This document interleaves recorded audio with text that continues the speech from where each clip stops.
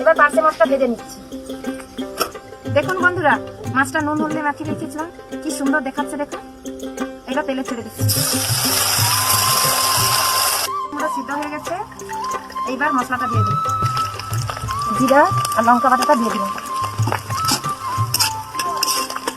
চাল কুমড়া তরকারিতে নারকেলটা কুড়িয়ে রেখেছিলাম, এবার নারকেলটা দিয়ে দিলাম। এবার চিংড়ি মাছটাও দিয়ে দিলাম।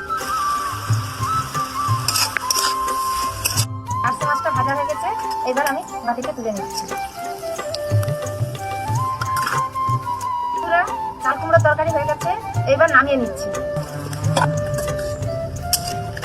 বন্ধুরা, আরেকটা রেসিপি আছে, ওটা বলা হয়নি কিন্তু কাটা দেখিয়েছি। মূলা শাকের ভাজা হবে।